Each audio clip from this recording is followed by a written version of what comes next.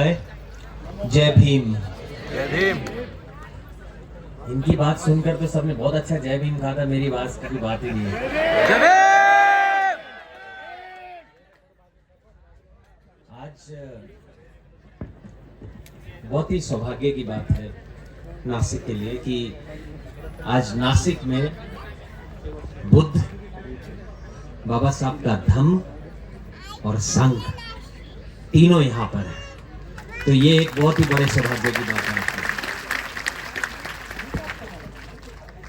हम धम्म यात्रा लेकर बहुत सारे सिटीज में गए कि ये धम्म यात्रा सब जगह जानी चाहिए। और सबसे ज्यादा जो लोग थे वो मुझे औरंगाबाद में दिखे। ऐसा लगा कि मैं थाईलैंड में था और ये कहा गया कि औरंगाबाद में बहुत सारे लोग आने वाले हैं, उपासक उपासिका, तो आप आ जाना। तो मैं एक दिन के लिए थाईलैंड से आकर मुझे वापस काम था, मुझे जाना पड़ा, लेकिन बहुत बड़ा क्राउड था। लेकिन मुझे ये कहा गया कि नासिक जो है वो इस धम्म यात्रा का, औरंगाबाद का भी रिकॉर्ड तोड़ देगा, क्योंकि वहां पे हमने ऐसा लगा कि एक हिस्ट्री रच दी, इतिहास रच दिया। लेकिन आज जो मंजर मैंने देखा नासिक में, तो मुझे लगता है कि नासिक में भी एक इतिहास रच दिया है तुमने।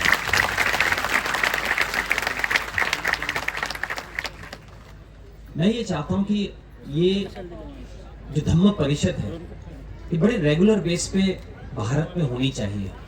अगर ये रेगुलर बेसिस पे होगी तो ही बदलाव आने के चांस होंगे।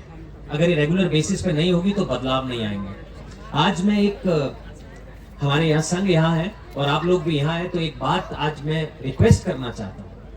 मैं ये चाहता हूँ कि सभी धर्मों में कोई ना कोई दिन जो है वो बड़े अच्छे तरीके से तय है। मुस्लिम में जाएंगे तो शुक्रवार तय है, क्रिश्चियन में जाएंगे तो संडे तय है, हिंदू में बहुत सारे भगवानों के अलग अलग दिन तय हैं, और ज्यादातर हर इंसान उन दिनों पे जाता ही है अपने जिस भी धर्म का, चाहे मंदिर है या मस्जिद है या गुरुद्वारा है या चर्च है। तो बुद्धिज्म में कोई कुछ मुझे एक पक्का वाला दिन ऐसा नहीं मिला जिसमें ये सभी लोगों का संकल्प हो कि मुझे इस दिन तो विहार जाना ही है। अगर वो हमने किया तो और ज्यादा विहार डेवलप होना शुरू हो जाएंगे और ज्यादा भिक्षुओं को सपोर्ट मिलना शुरू हो जाएगा। और आज आपसे परमिशन लेके मैं वो दिन अनाउंस करना चाहता हूं कि आज के बाद हम सब लोग हर रोज बुधवार को बिहार जाएंगे। बदलाव तभी आएगा, नहीं तो बदलाव नहीं आने वाला। आज थाईलैंड से 110 लोग हैं कुल मिलाकर, उसमें 100 भिक्षु जो चल रहे हैं धम्म यात्रा में। 570-80 किलोमीटर की यात्रा है, तो बहुत ही कठिन यात्रा है। मैं रोज रात को देखता हूँ, आज भी जब आप रात को देखेंगे अभी भी उनकी हालत ऐसी है। मैं देख रहा हूँ बेचारे मेडिटेशन में बैठे हैं, फिर भी 20-25 किलोमीटर चलने के बाद, थकने के बाद फिर भी चलते चले जा रहे हैं।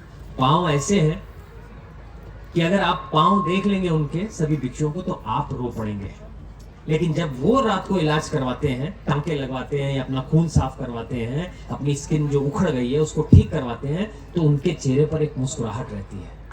तो वो इसलिए, मैंने उनसे पूछा किस लिए, मेरे पाँव में जूते पहन के चल रहा था फिर भी छाला हो गया, तो वो भी मुझसे सहन नहीं हो रहा था। मैंने सबको कहा मुझसे चला नहीं जा रहा, एक छाला हो गया छोटा सा। मैंने जब उनके पाँव देखे, टांके लग रहे हैं, हंस रहे हैं, एक चेहरे पे स्माइल है, तो मैंने उनसे पूछा, कहता कि गगन, मुझे भारत के बुद्धिस्ट लोगों ने इतना प्यार दिया है कि अब उस दर्द का एहसास ही नहीं होता। तो चेहरा स्माइल किया। तो आप लोगों ने वो प्यार दे दिया, लेकिन अब समय है संगठित होने का। मैंने बुद्धिज्म में श्रीलंका में, उन्होंने सिद्धार्थ जी ने बताया कि 2014 में श्रीलंका में बुद्धिस्ट बना था, उसके बाद मैं भारत में उसके बाद आया।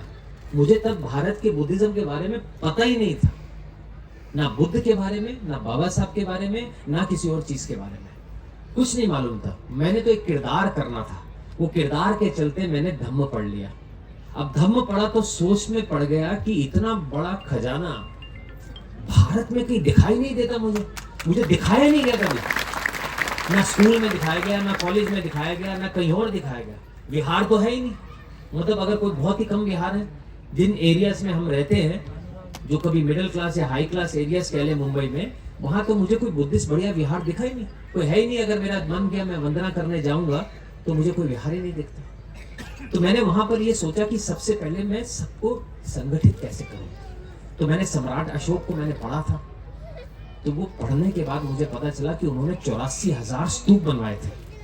तो मुझे लगा मैं तो सम्राट तो हूं नहीं कि 84,000 स्तूप बनवाऊंगा, लेकिन वहां मैंने ये तय किया कि अगर 84,000 मूर्तियां, क्योंकि मूर्तियों की कंडीशन भी विहारों में बहुत खराब है, मूर्तियां बुद्धिस्ट लोगों को और जो बुद्धिस्ट नहीं है उनको भी, जो अच्छा काम कर रहे हैं, अगर 84,000 मूर्तियां घरों में विहारों में चली गई तो लोगों को जोड़ने का काम शुरू हो जाएगा। वहां से मैंने तय किया। अब मुझे लगता है कि अभी काउंटिंग करूंगा, लेकिन 15 से 20,000 मूर्तियों का वाटप हम लोग कर चुके हैं भारत में, बहुत सारे विहारों में। लेकिन जब ये धम्म यात्रा चली तो एक अजीब सा दिमाग में थॉट आया, एक अजीब सी सोच आई। वहां में मुझे ऐसे लग रहा था यार मैं सम्राट नहीं हूं, इसलिए मैं मूर्तियां बांटता हूं, स्तूप तो मैं बनवा नहीं पाऊंगा। लेकिन इस धम्म यात्रा में मुझे एक ऐसा यकीन आ गया है, जिस तरीके से लोगों ने अपना प्यार दिया है, मुझे लग रहा है कि मैं सम्राट बन गया हूं। 84,000 स्तूप मैं बनवा दूंगा भारत में। और ये कोई बड़ी बात नहीं है। अगली बार की जो धम्म यात्रा होगी, वो जिस दिन जहां पर रुकेगी उस दिन वहां पर एक स्तूप खड़ा होगा, ये बात पक्की है। बाबा साहब अम्बेडकर जी ने एक सपना देखा था बौद्धमय भारत का। जो ये इनके जो खून निकलता है इनके पांव से, जो इनका दर्द है, जो इनका बलिदान है, वो सिर्फ इसीलिए है कि ये जानते हैं या नहीं जानते, लेकिन इनका भी सपना यही है कि बुद्ध की भूमि में बुद्ध का धम्म वापस आना चाहिए। ये केवल थाईलैंड की बात नहीं है, बहुत सारे देश ये चाहते हैं कि भारत में बुद्ध और धम्म वापस आए। इसीलिए मैंने इनको कहा कि भारत में अगर आपको धम्म वापस लाना है, बुद्ध वापस लाना है, तो कहानी जो आपकी सीमित है बोध गया या वाराणसी, कुशीनगर या लुम्बिनी से, वहां से निकलकर आपको बाहर आना होगा। और भारत के जो असली बुद्धिस्ट लोग हैं, जो महामानव बाबा साहब के बच्चे हैं, उनसे मिलना होगा, उनको देखना होगा कि वो कैसे हैं, तब आप जानेंगे कि भारत के असली बुद्धिस्ट कौन है। और अब उन्होंने देख लिया कि भारत के जो रियल बुद्धिस्ट हैं वो कौन लोग हैं। और उसका नतीजा क्या हुआ? उसका नतीजा यह है कि बहुत जल्द थाईलैंड में बाबा साहब का एक पुतला लगने जा रहा है बड़ी मौसम। यही नहीं, वियतनाम जैसे देश में उन्होंने ये अनाउंसमेंट किया है, अपने मुंह से अनाउंसमेंट किया, चैत्य भूमि पर अनाउंस किया उनकी बड़ी संघ ने कि 14 अप्रैल के दिन एक हफ्ते के अंदर पूरे वियतनाम में 10 स्टैचूज बाबा साहब के लगा दिए जाएंगे। तो ये जो क्रांति है, ये क्रांति अब चल पड़ी है, ये मूवमेंट अब चल पड़ा है। अब कोई भी काम जो धम्म का है वो सब हमारा है, वो भाई साहब का नहीं है। भाई साहब बहुत अच्छी बातें बोल रहे थे, मुझे समझ में नहीं आया मराठी में आप क्या बोल रहे थे, मुझे मालूम है कुछ अच्छा ही बोल रहे थे। लेकिन जो भी कार्य है वो अब जो धम्म का कार्य है वो हमारा कार्य है। जैसे बाबा साहब हमारे हैं, हम सभी के इंडिविजुअली, वैसे हर धम्म का कार्य हम सभी का है। जिस दिन वो हमने सोच लिया तो आप समझ लेना कि भारत बौद्धमय बनने की ओर बढ़ चुका है। बहुत ज्यादा मैं समय नहीं लेना चाहता, बातें दिल की बहुत है, लेकिन एक बात मैं आपसे दिल की ये कहना चाहता हूं, और ये बात सच्ची है, ये मेरे दिल से निकलेगी, आपके दिल तक पहुंचेगी कि नासिक के जो बुद्धिस्ट लोगों ने मेरा दिल जीत लिया। आपको मैं सच्ची कहूं तो दिल से आपको धन्यवाद करता हूं। बहुत भव्य स्वागत किया बंदे जी, मैं आपको बहुत धन्यवाद देता हूं कि आपने मौका दिया कि बुद्ध का अस्थि कलश यहाँ पर आया और बनते लोगों को यहाँ मौका दिया, हमें मौका दिया कि इस मंच में हम अपना धम्म शेयर कर सकें।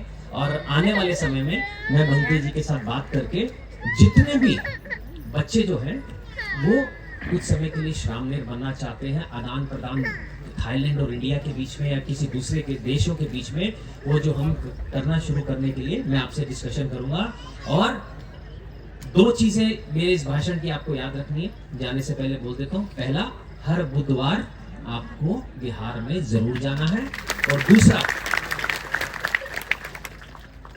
आपका बच्चा जो है, कोई भी बच्चा है, वो जब आप समझें कि 10 साल और 20 साल के बीच में, मैं समझता हूँ 13-14 साल का हो तो उसकी समझ बढ़ जाती है, उसे 1 महीने के लिए कम से कम श्राम मेर आपको बनाना ही होगा।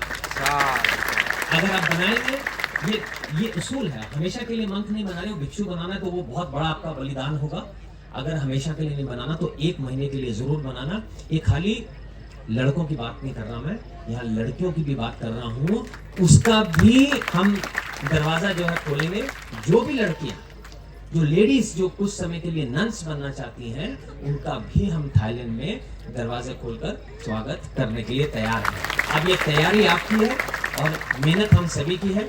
लेकिन ये जो धम्म यात्रा इतनी बड़ी निकली है आज, इसका शोर पूरे भारत में उठ चुका है, खाली महाराष्ट्र में नहीं।